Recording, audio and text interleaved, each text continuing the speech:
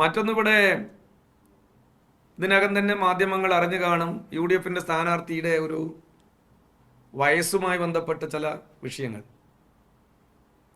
അത് ഇന്നലെ ഇടതുപക്ഷ ജനാധിപത്യ മുന്നണിയുടെ നേതാക്കൾ അവിടെ മാധ്യമങ്ങളോട് പങ്കുവെച്ച കാര്യമാണ്. അപ്പോൾ അതിന് UDFന്റെ സ്ഥാനാർത്ഥി കോടതിയിൽ പോയി തെളിയിക്കട്ടെ എന്നാണ് പറഞ്ഞത്. അല്ല, കോടതിയിൽ പോയി തെളിയിക്കട്ടെ എന്ന് പറയുന്നതിന് പകരം അദ്ദേഹം അവർക്കെതിരെ മാനനഷ്ട കേസ് കൊടുത്തൂടെ? അതല്ലേ UDFന്റെ സ്ഥാനാർത്ഥി ചെയ്യേണ്ടത്. അദ്ദേഹം 2 വയസ്സ് കുറയ്ക്കുക അല്ലേ? അതിൽ അതിശയിക്കേണ്ട കാര്യമില്ല. പത്രക്കാര് ജനവും അതിശയിക്കേണ്ട കാര്യമില്ല. അയാള് വയസ്സ് കുറച്ചുകൊണ്ട് അദ്ദേഹത്തിൻ്റെ യൗവനം എല്ലാ കാലത്തും നിലനിർത്താനുള്ള പരിശ്രമം നടക്കുകയാണ്. അങ്ങനെ ഒരു മാനസിക ചിന്ത എല്ലാ കാലത്തും ഉണ്ടായത്. അതുകൊണ്ടാണ് ഞങ്ങളുടെ പാർട്ടിയിൽ നിന്ന് 6 മാസത്തേക്ക് സസ്പെൻഡ് ചെയ്യപ്പെട്ടത്. അപ്പോൾ വയസ്സ് അങ്ങനെ സർട്ടിഫിക്കറ്റിലെങ്കിലും കുറച്ചാൽ അദ്ദേഹത്തിൻ്റെ യൗവനം 16 വയസ്സ് പോലെ അതേപോലെ നിൽക്കുമോ എന്ന ഒരു പരീക്ഷണം അദ്ദേഹം നടത്തിയെന്നേ ഉള്ളൂ. അതിൽ അതിശയിക്കാനില്ല.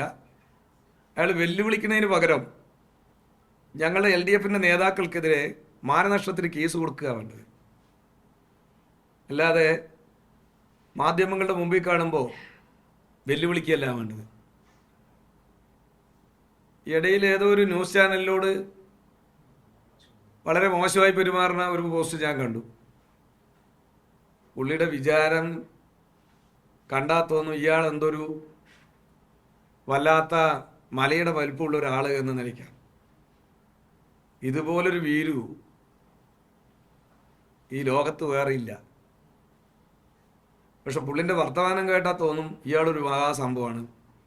സ്വന്തം ബിൽഡപ്പ് നടത്തി ആളുകളെയും അണികളെയും പറ്റിക്കാൻ ഇതുപോലെ ഒരു കക്ഷി വേറെയില്ല.